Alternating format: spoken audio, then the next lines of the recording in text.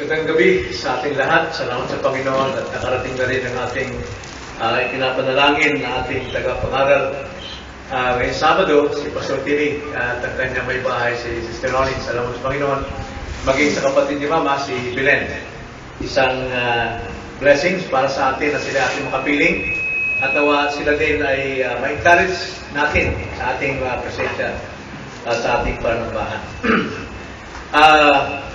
Medyo nagkamali ako dahil hindi ko na sabi kay Pastor Timmy na siya dapat ang natayo rito sa pulpit.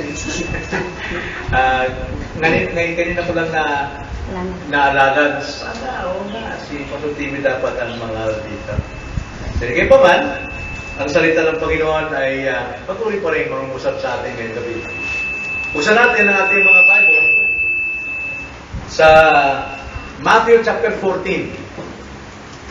Matthew 14. At babasahin natin ang isang bahagi ng kasulatan na paulit-ulit na nating binasa, paulit-ulit na nating pinag-aralan. Marami na tayong mensahe narinig dito, ngunit tignan natin kung ano ang mensahe ng Diyos para sa ating ngayong gabi.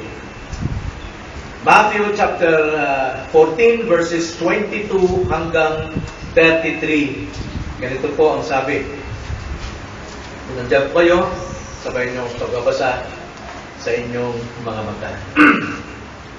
Pagkatapos ay pinasakay niya kagad ang kanyang mga alagad sa bangka at pinaulan niya sa kabilang ibayo habang pinapawi niya ang maraming tao. Pagkatapos niyang pawiin ang maraming tao, ay umakyat siyang mag-isa sa bundok upang manalangin. Pagsabit ng gabi, siya'y naroong nag-iisa. Ngunit ang bangka ng mga sandaling iyon ay malayong-malayo na sa dalampasigan na hinahampas ng mga alon sapagkat pasalungat sa kanila ang hangin. Nang madaling araw na ay lumapit siya sa kanila na lumalakad sa ibabaw ng dagat. At ang makita ng mga alagad na siya ay lumalakad sa ibabaw ng dagat, nasindak sila na nagsasabi, "Multo!"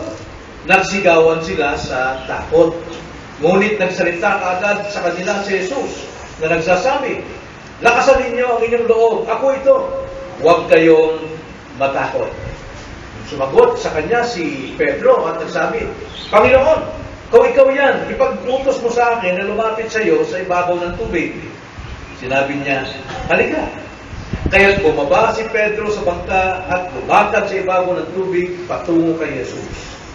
Ngunit nang mapansin niya ang hangin, natakot siya. At nang siya ipapalubog na, ay sumigaw siya, "Panginoon, iligtas mo ko!" Inabot kaagad ni Jesus ang kamay niya at hinawakan siya na sinasabi sa kanya, "O ikaw na maliit ang pananampalataya, bakit ka nag-alinlangan?" Nang makasakay na sila sa bangka, ay huminto na ang hangin.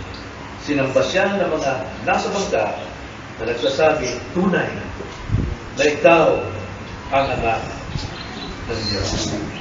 Ang salita ng Panginoon. Tayo'y manalangin. Oo, Panginoon, kami po ay nakahandang makinig ng inyong salita. Salangin namin ang inyong banal na Espiritu na siyang magbigay sa amin ng liwanag ng kaunawaan upang makita namin ang iyong kadakilaan at makita rin namin ang aming kaliitan at pagkamakasalanan sa iyong harapan. Magsalita kayo sa aming kalagitnaan ngayong gabi. So, aming dalangin sa pangalan ng Panginoon Jesus. Amen. Now, familiar tayo sa tinatawag sa Biblia ang 7 wika ng ating Panginoon sa Kristo. Kapisado natin yon at madalas tayo nakakarinig ng mga mensahe. Pero dito naman sa ating teksto ay makikita natin ang 3 wika ni Apostol Pedro. Ngunit bago lahat, nais ko munang ipahayag ang pangyayari. Pagkatapos ng Panginoon na pakainin ang 50,000 kalakihan maliban sa mga kababaihan at mga bata, ay kanyang pinauna, kanyang mga alagad at pinasakay sa bangka para tumawid sa kabilang ibayo. At habang siya naman, pinapauwi niya ang karamihan at nung siya'y mag-isa na lamang, siya'y nanalangin. At pagdating ng madaling araw, nakita ng Panginoon na ang bangka ay malayo-malayo na at ito ay hindi makausad dahil salungat sila sa hangin. At minabuti ng Panginoon na siya ay sumunod sa kanila. At ang ginawa ng Panginoon, siya ay naglakad sa ibabaw ng dagat. Sa ibabaw ng dagat siya nagdaan. At habang sinasabok ang bangka na sinasakyan ng mga alagad, nakita nilang Panginoon at sila'y nagsigawan sa takot. At ang sabi nila, multo. At dahil doon, ang Panginoon ay agad nagsalita sa kanila na sabi, huwag kayo matakot. Ako ito. Pumanatag kayo. At dahil doon, si Pedro ay nagbitaw ng salita 3 beses. At nais kong tignan natin ang wikang ito ni Apostol Pablo na maaring makatulong sa atin kung tayo ay nasa gitna ng mga problema sa buhay. Tulad na sila ay nasa gitna ng karagatan ng mga alon, ay binanggit niya ang 3 wika ng pananampalataya. Kadalasan nakikita natin na mahina ang pananampalataya ni Peter dito, pero sa aking obserbasyon, siya yung pinakamatibay at may malakas na pananampalataya, kaya binanggit niya ang 3 wika. So ano itong 3 wika na ating dapat maunawaan? Una, makikita natin sa verse 28, 28, ganito ang sabi. Sumagot sa kanya si Pedro at nagsabi, Panginoon, kung ikaw yan. Yan ang unang winika ni Pedro. Kung ikaw yan. Sa salitang ito ni Pedro, kung ikaw yan, mayroon siyang pagkakilala kay Jesucristo. Kaya siya nagtanong ng gano'n dahil nagsikawan ng kanyang mga kasama nang sabi multo at siya takot na takot. Na si Pedro, hindi siya nagpadala sa takot. Kaya tiniyak niya kung ito ang Panginoon, sapagkat nagsalita ang Panginoon, huwag kayo matakot, ako ito. Kaya sabi niya, Panginoon, kung ikaw yan. Malaki po kahulugan nito sa ating buhay. Now, kung sinabing, kung ikaw yan, kilala ni Pedro kung sino ang Panginoon. Sino na ba ang Panginoon na pagkakilala ni Pedro? Unang-una, mapapansin natin sa unang pagkakilala ni Pedro sa Panginoon, ito sa pamamagitan ng pagpapatotoo ng kanyang kapatid na si Andres. Unang nakatagpo ng Panginoon si Andres at pagkatapos tinawag niya itong si Pedro. Makikita natin sa John chapter 1 verse 40, ganito ang sabi. Ang isa sa dalawang nakarinig ng pagsasalita ni Juan at sumunod sa kanya ay si Andres na kapatid ni Simon Pedro. 41. Una niya natagpuan ang kanyang kapatid na si Simon at sa kanyang sinabi, natagpuan namin ang Mesiyas na kung isa rin ay Kristo. Kanyang dinala si Simon kay Jesus, siya tinignan ni Jesus at sinabi, ikaw ay si Simon na anak ni Juan, tatawagin kang Cephas. Ang ibig sabihin ay Pedro. Kilala ni Pedro kung sino itong Panginoon na lumalapit sa kanya. Ito ang unang ipinakilala ng kanyang kapatid na si Andres. Ikalawa, hindi lamang pinakilala ni Andres, kundi ito rin Panginoon ang tumawag sa kanya after na makilala si Pedro ng Panginoon, sila nag-isda muli. Ngunit pinuntahan sila ng Panginoon upang sila'y tawagin. Mark chapter 1 verse 16 to 17. Isdan nyo. Sa pagdaan ni Jesus sa tabi ng dagat ng Galilea, nakita niya sina Simon at ang kanyang kapatid na si Andres na naghahagis ng lambat sa dagat sapagkat sila ay mga mangingisda. Masdan niyo sa 17. At sinabi sa kanila ni Jesus, sumunod kayo sa akin at gagawin ko kayong mga mamamalakaya ng mga tao. Nakilala ng Panginoon ni Pedro ang Panginoon bilang tumawag sa kanya na sumunod sa Panginoon. At hindi lang yon, mayroon pa rin sinabi.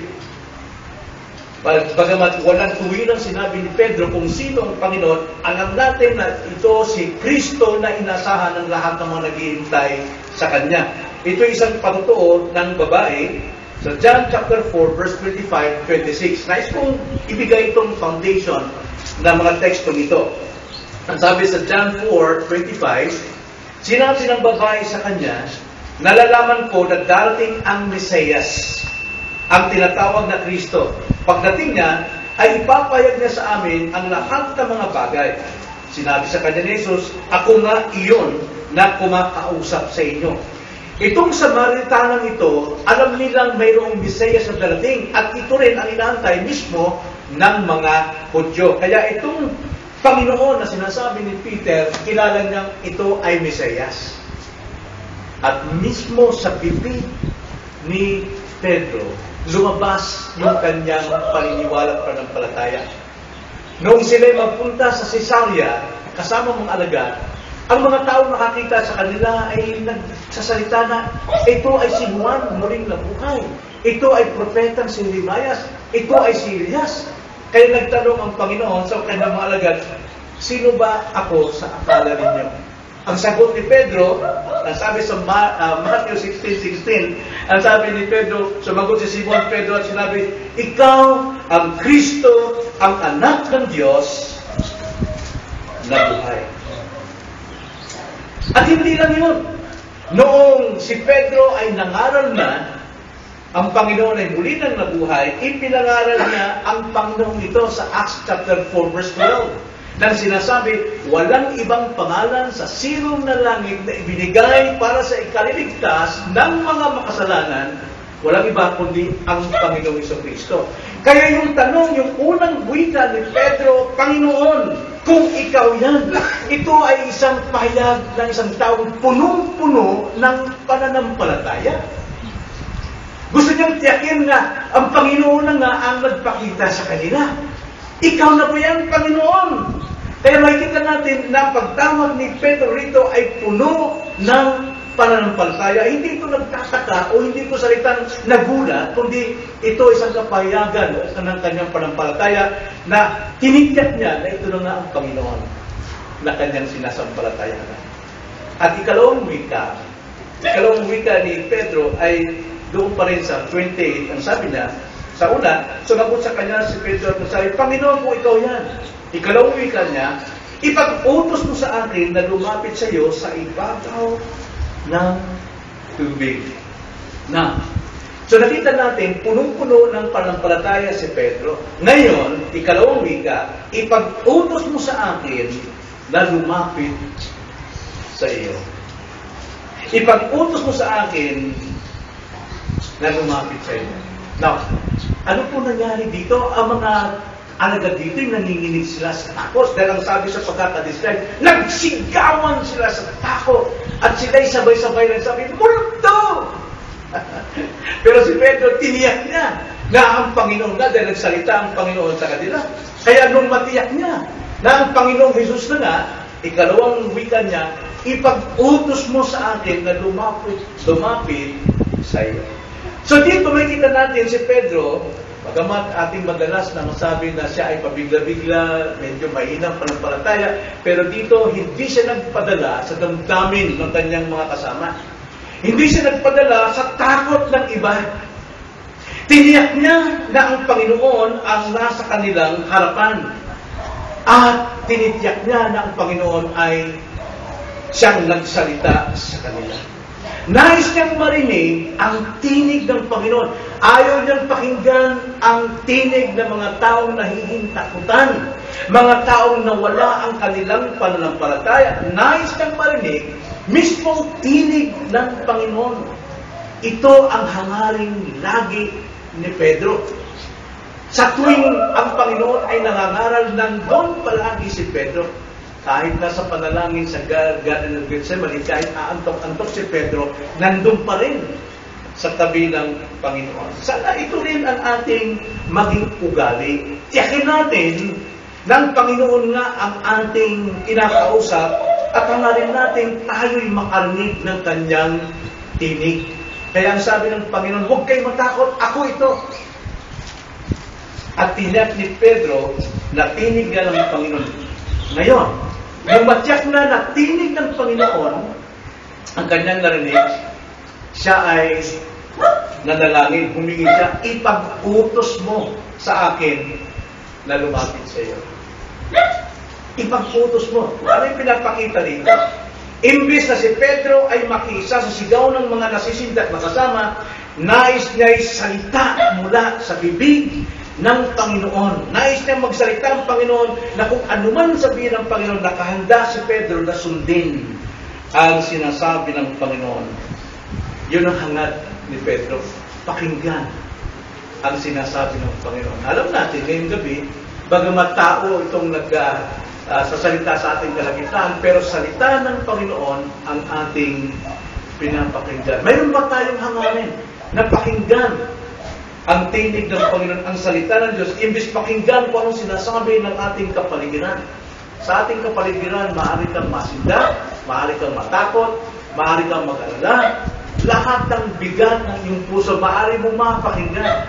Pero tumulad tayo kay Pedro, na nais niyang tiyakin na ang Panginoon na nga ang nasa kanilang harapan at handa niyang pakinggan anuman ang iutos ng Panginoon sa kanya. At hindi lang yun, sabi niya, ipag-utos mo, Panginoon, na lumapit sa iyo, ako sa iyo. Handa siyang gawin ang imposibleng bagay. At alam mo, tignan yung sitwasyon.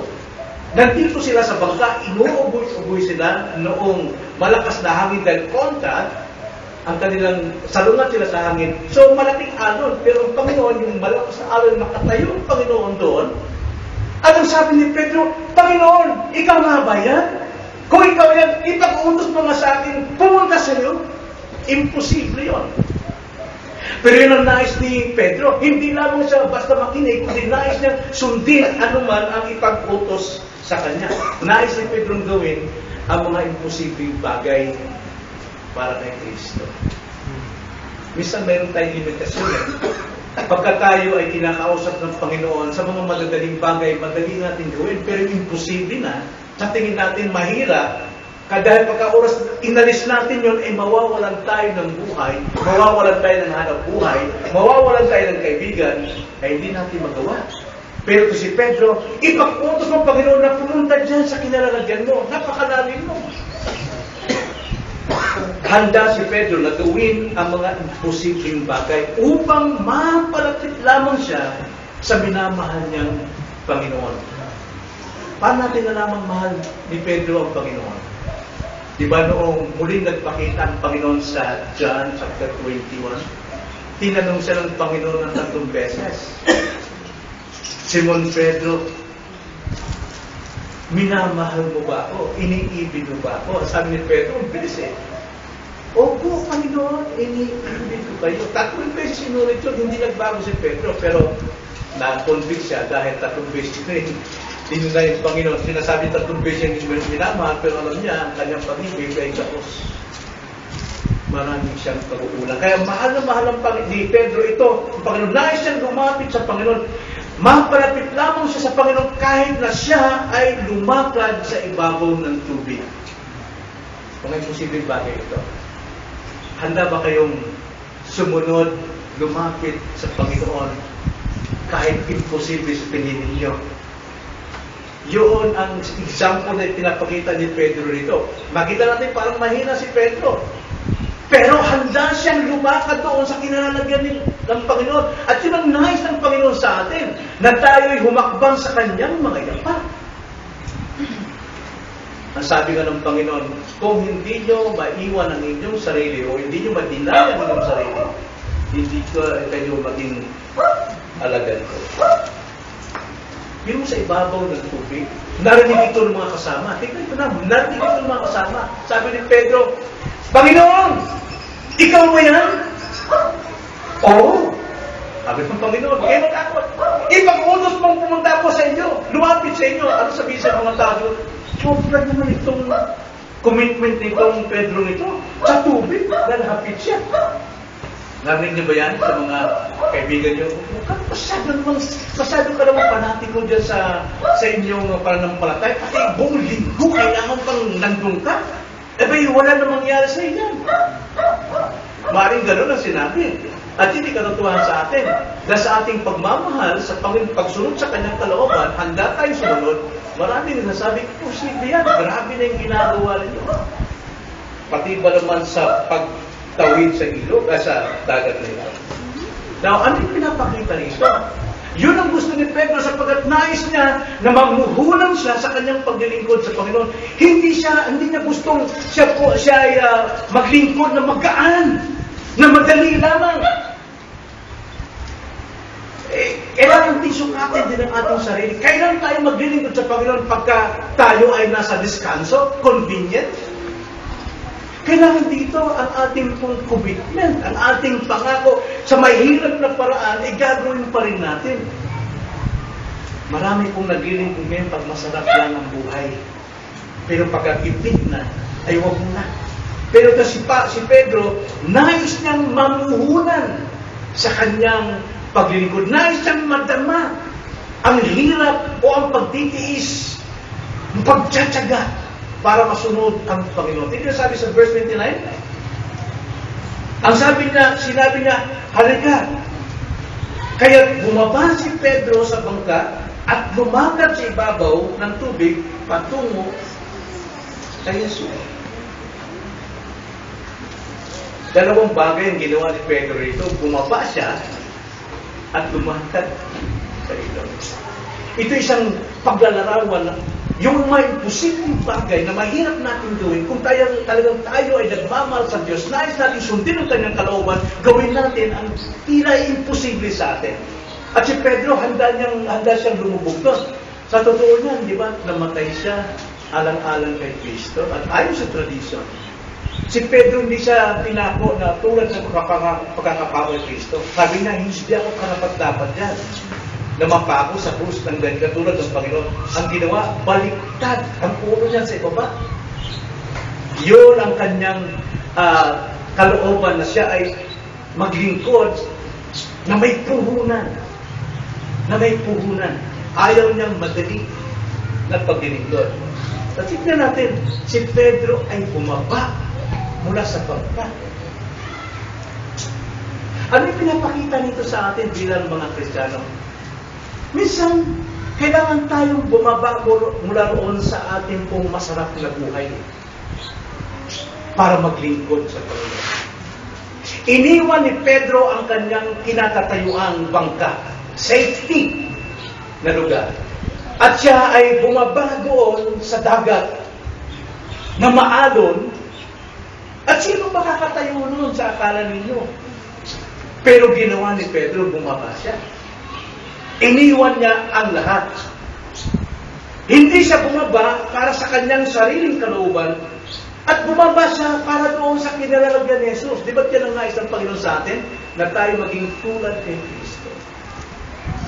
Minsan bumaba tayo sa ating mataas na kalagayan at puntahan natin ang kinalalagyan ng ating Panginoon sa buhay. Minsan naman makadama naman tayo ng hirap, tiis, na alam natin ito ginagawa natin sa Diyos.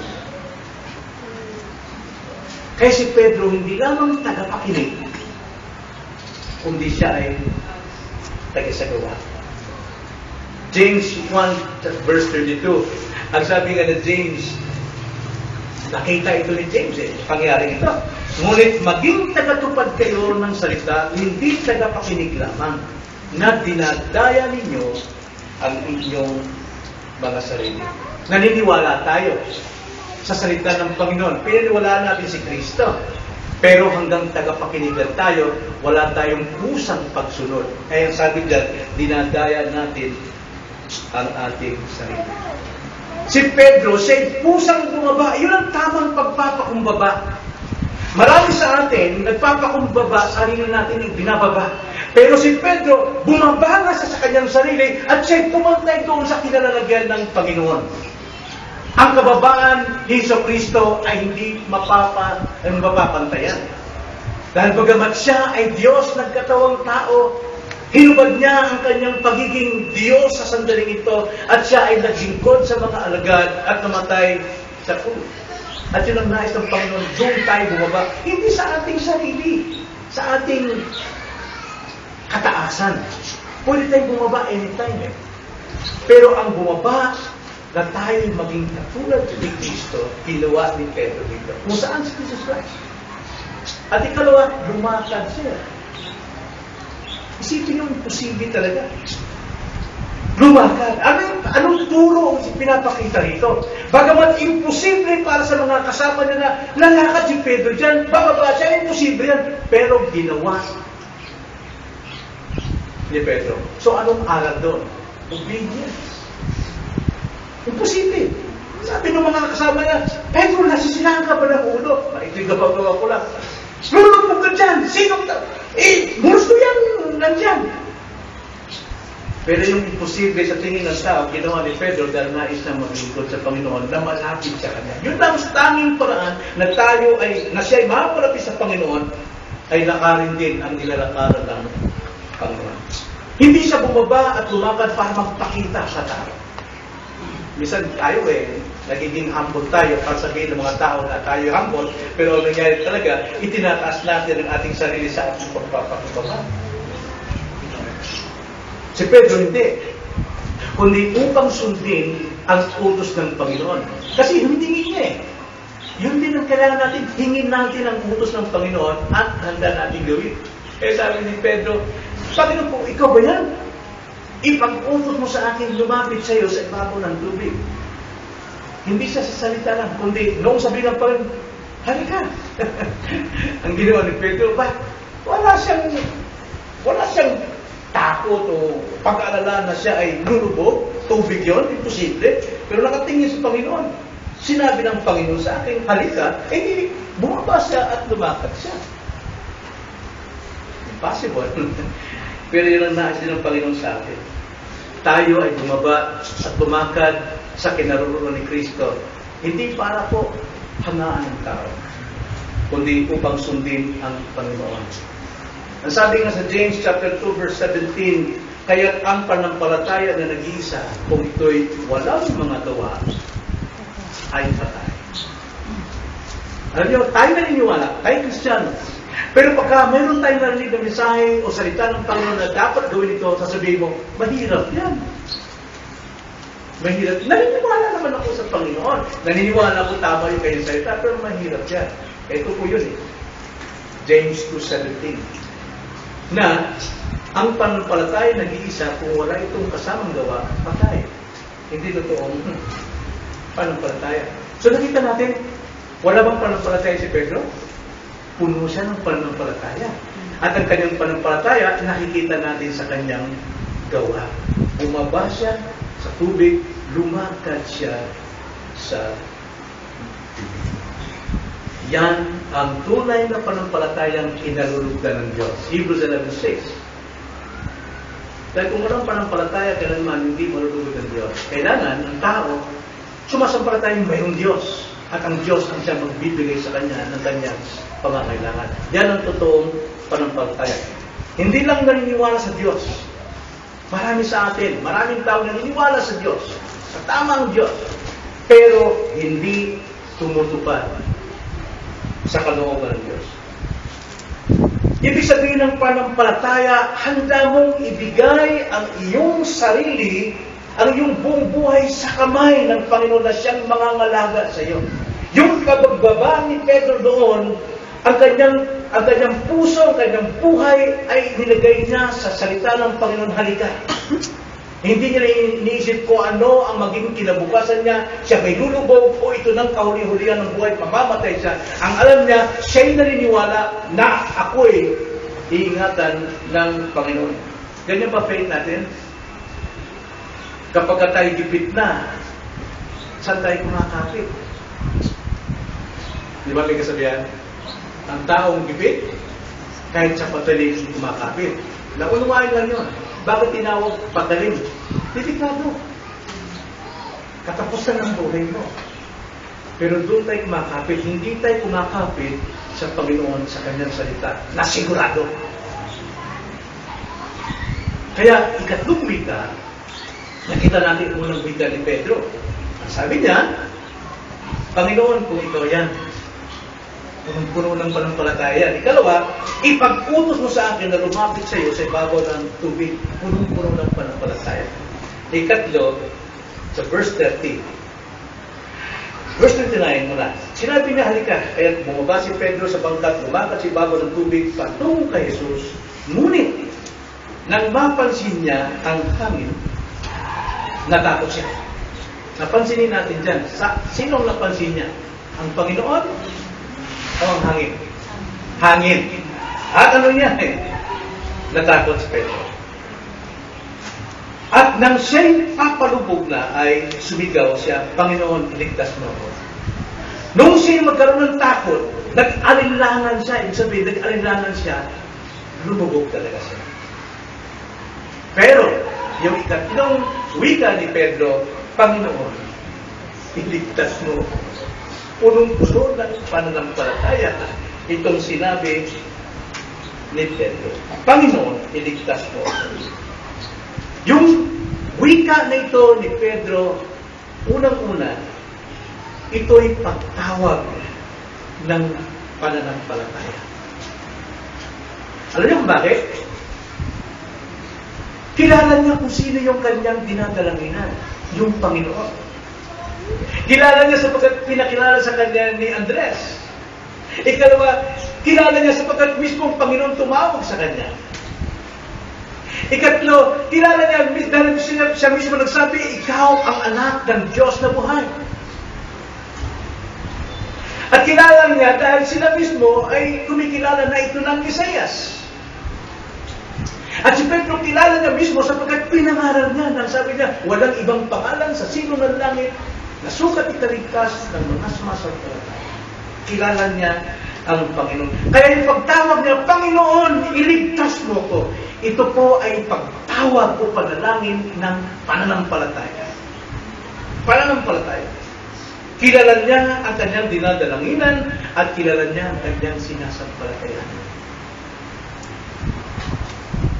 Alam niyo, doon tayo makakapagpayag ng ating prayer na may pananampalataya kapag tayo'y nasa gitna o sa pingit ng panganib. Diyos ko! Diba? Panginoon ko! Anong gagawin ko? Ibig sabihin nung, anong gagawin ko? Ang sigaw ng puso natin, Panginoon ko, tulungan mo ko! Alam niyo, talagang yung prayer natin yon, alam natin sagad sa buto. At yun ang nais ng Panginoon. Kaya dapat, every prayer natin, dapat ganun ang ating pagtawag sa Diyos. Na tayo'y lumalapit na wala ng pag-asa. Alam mo bakit? Ikalawa, ito isang pag-amin ng kahinaan ng sarili ni Pedro. Inamin niya. Now remember, si Pedro ay isang dalubhasa na mangingisda. Galugad niya ang buong karagatan ng Galilea. At maraming bis na rin silang nakakaranas ng bagyo at maaaring na-shipwreck din sila. Pero hindi namatay si Pedro, marunong lumangoy yan eh. Nakita ba kayo mangingisda na hindi marunong lumangoy? Hindi. Ang mga mangingisda parang nagiging isda na rin. Dahil mahusay silang lumangoy. Ang mga balat nila may mga kaliskis na eh. Di ba? Ganyan karamihan talaga ang mangingisda. Punta kayo sa Malabon. Yung mga mangingisda ron. Kabisado nila ng dagat. Pero hindi siya lumangoy. Alam niya, kaya niya. Kaya yung bagyo nyo, kaya niyang laguin. Kahit 1 kilometro pa yung tabi. Pero hindi siya lumangoy. Inamin niya ang kanyang sarili na mahina. Inamin niya siya'y taong hindi perfect. Alam niyo minsan, nung dalawin ng Panginoon, sila Pedro galing sa pangingisda, tanghali na, naalala niyo ba yun? Sa Luke chapter 5, magdamag sila ng isda. Walang nakuha, walang nahuli. Pero ang Panginoon tumating, bakit gano'n? Yung ba'y nagkataon lang? Hindi eh. Dumating ang Panginoon at pinili pa yung sakayan ni Pedro na sinakyan ng Panginoon. At ang sabi niya, itulak mo ng konti para sa gano'n eh, makapangaral siya. Kasi talagang ginugulo siya eh. Pinalipon-punan siya ng mga tao. Hindi siya makapangaral kung hindi siya ilalagay sa gitna medyo malalim na din. Nangaral siya. Pagkatapos, tinawag ni Pedro. Ang sabi niya kay Pedro, Pedro, dalhin mo yung bangka doon sa medyo malalim na rin at ihulog mo yung lambat. Ano sabi ni Pedro? Panginoon, magdamag kaming ng isda. Wala kaming huli. Ngayon, isipin nyo, tanghaling tapat. Yung isda nandun na sa pinakamalaking ng karagatan, takot na yung tabi. Pero sabi niya, dahil sa sinabi mo, kita niyo si Pedro, dahil sa sinabi ng Panginoon, sinupo sa kanya, dahil sa sinabi mo, gagawin ko. Ba? Punta na sila ng konti. Nung ihulog nila yung lambat, abay, nag-uunahan niya mga isda. Nagbabanggaan pa. Ako dyan, una. Lalaking isda. Nagbabanggaan dyan sa lambat na puno at halos lumubog. Binuhat nila, hindi nila kaya, tinawag yung pampangga. Tapos nung makita ni Pedro ito, anong ginawa niya? Siya ay sumamba. Oh, Panginoon, patawarin mo ko na isang makasalanan. Nakita niya, wala ka na siya magawa, bumagdaman. Pero dahil sa ginawa ng Panginoon, sinunod niya, talagang nagkabunga. Dito rin, ito'y panawagan ng pag-amin na siya ay mahina sa sarili. At ikatlo, ito'y pagsuko sa sariling kakayanan. Gaya na sinabi mo, kaya nang languyin eh, dalubhasa na siya eh. Nung karagatan yun. Kaya niya magpalutang. Di ba? Yung mga sanggol na, pag dinagos mo, di ba, sa swimming pool, talagang maawa ka, pero mamaya, marunong lumutang yung bata eh. Gano'n pa kaya itong mga dalubhasang mangingisda nito? Hindi ginawa ni Pedro. Kundi ang sabi niya, Panginoon, iligtas mo ko. Alam dito sa atin, alam kong may kakayanan tayo. Alam natin may pera tayo pambili ng gamot. Alam natin may pera tayo pambili ng ating pagkain. Nagtitiwala tayo sa ating mga resources, nakakalimutan natin ang Panginoon na siya may kontrol ng lahat ng bagay. Kailangan natin unahin mo ng Panginoon, Panginoon, tulungan mo ko sa bagay nito. May konting pera ko, Panginoon, ako po'y magastos. Ako po'y mahilig, mamili ng mga bagay na hindi kailangan. Tulungan niyo ko i-budget ang pera nito. Suko natin ang ating sarili.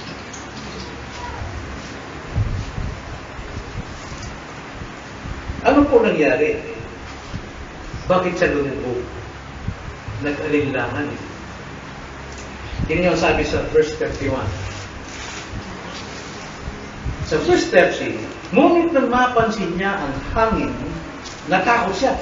At nang siya'y papalubog na, ay sumigaw siya, Panginoon, iligtas mo. Inabot agad ni Jesus ang kamay niya at tinawagan siya. Now, aral dito mga kapatid, once na nag-pray tayo, na umamin tayo, wala tayong kakayanan, sinuko natin ang buhay, ang tanging Diyos lang pag-asa natin, andyan ang kamay ng Diyos. Hindi ka po.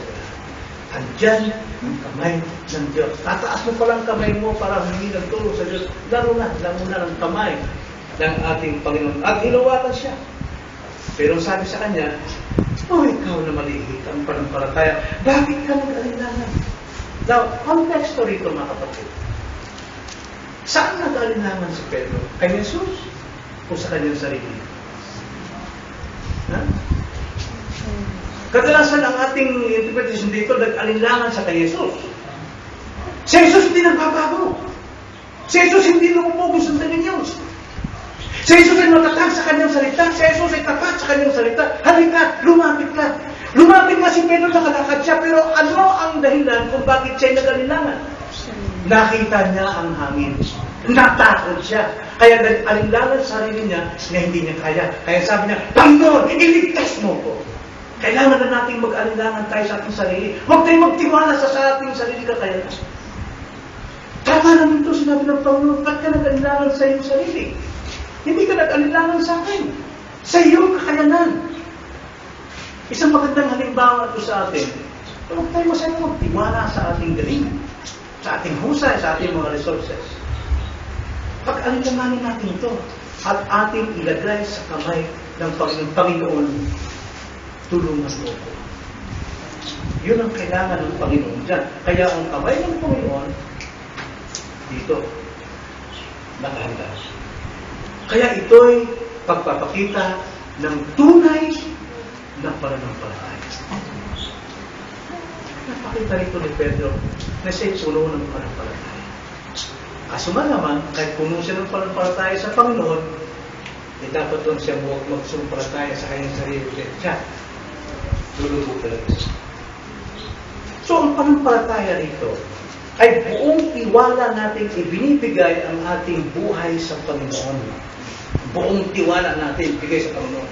buong buhay pagkakatiwala sa kamay ng Diyos. Ano man ang kanyang magagawa sa atin, sa kanya natin ipapaituro. Ganyan ba ang ating pananampalataya? Kumusta na sa sandaling nasa kagipitan tayo? Kaninong kamay ang inaabot natin? Sa Panginoon ba? Kaya sa ating pag-aaral na ito, nais kong mag-iwan ng ilang leksyon na dapat nating alalahanin at baunin. Una-una, napakalaga pong makilala natin ang Panginoon. Hanggat hindi natin kilala ang Panginoon, wala tayong lakas na loob na tumawag sa Kanya, palapitin mo ko sa iyo. Lumakad sa ibabaw ng tubig at tulungan mo ko. Hindi yan natin magagawa. Kaya nga sabi sa John 17 verse 3, buhay na walang hanggan ang makilala ang Diyos at si Kristo na ating Panginoon. Napakalaga pong makilala natin ang Diyos. Huwag tayong magtiwala sa ating kinagisnan. Hindi natutuwa ang Diyos dyan sa mga paniniwala natin sa tradisyon. Kaya na sinabi sa Matthew chapter 15 verse 8, ang sabi ng Panginoon, iginagalang ako ng bayan ito sa kanilang mga labing, ngunit ang kanilang puso ay malayo sa akin. Kilala nilang Panginoon, naniniwala sila sa Panginoon, pero ang kanilang pagsamba ay napakababaw. Sapagkat hindi nila kilala ang Panginoon sa kanilang personal na buhay. Tulad si Eva. Kilala ba ni Eva ang personal ang Diyos? Hindi. Saan siya nakakuha ng aral na hindi dapat kainin ng bunga ng punong kahoy ng bibigyan ng wisdom sa good and bad? Kaya na. Ano po nangyari? Madali siyang bumagsak. Kailangan mayroon tayong direktang personal na relasyon sa ating Panginoon.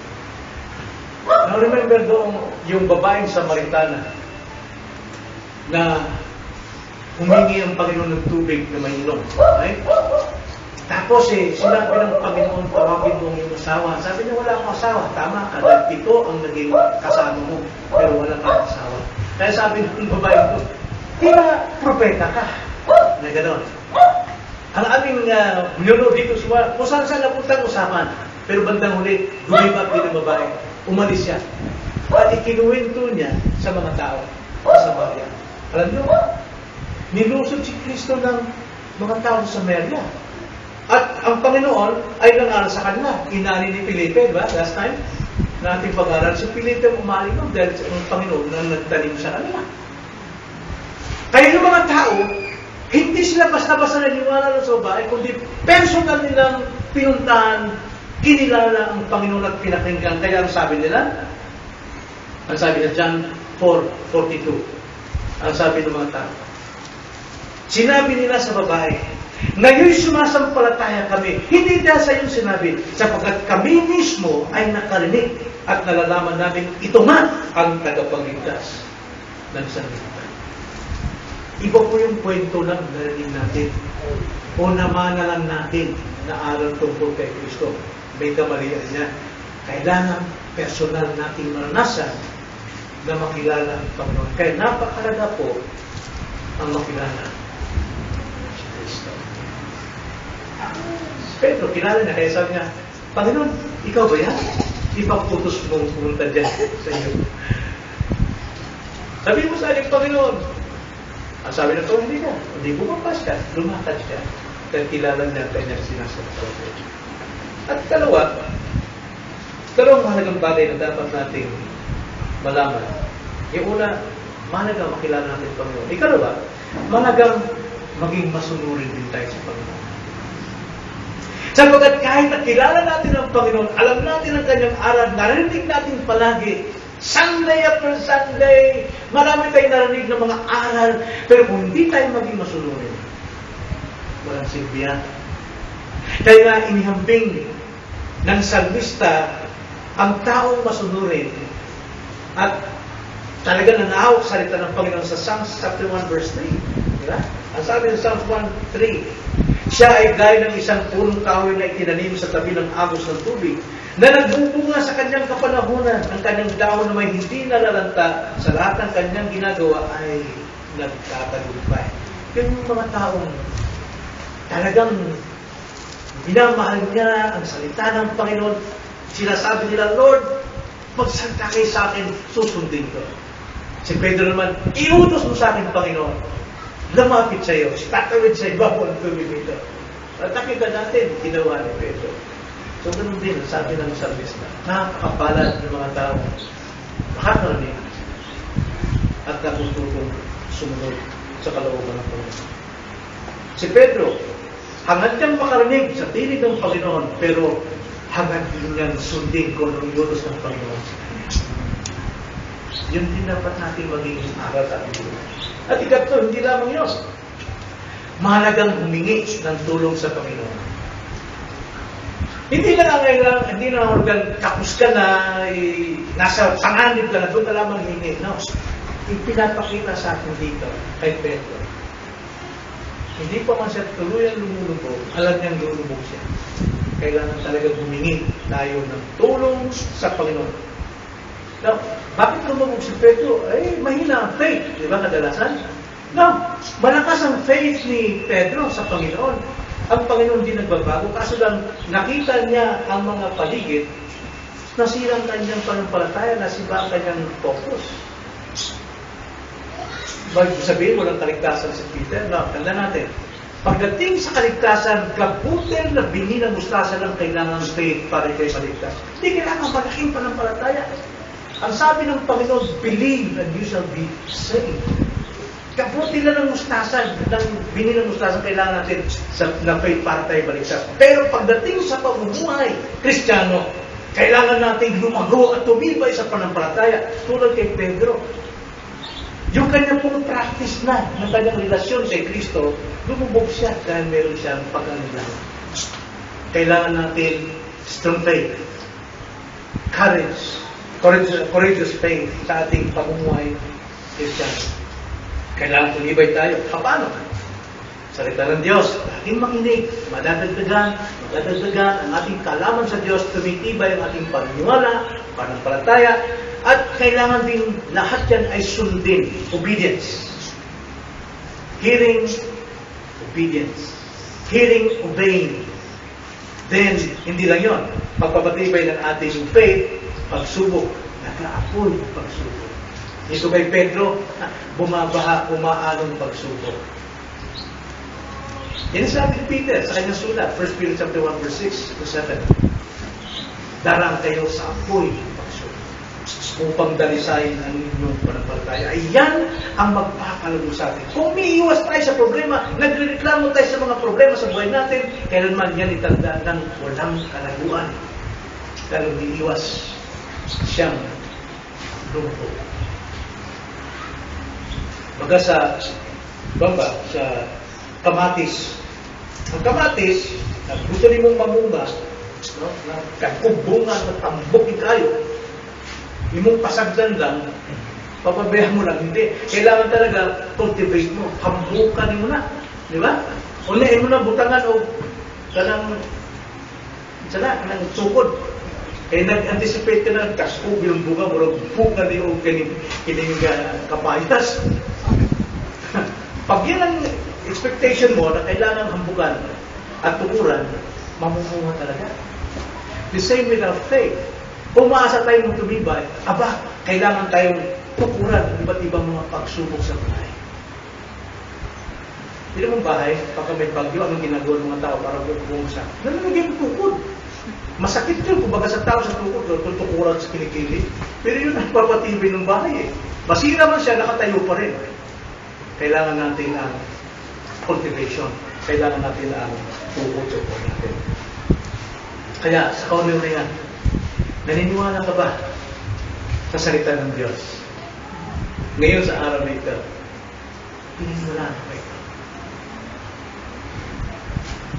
Hindi po masama ang maniwala. Kailangan yun. Pero, kung paniniwala lamang ang iyong asahan na ikaw'y nakaramdam ng aliw sa mensahe, naniwala ka totoo, hindi sapat yun. Kailangan dito ang pagsunod. Pagsunod. Kaya ang hamon ngayong gabi, bumaba tayo sa ating sarili.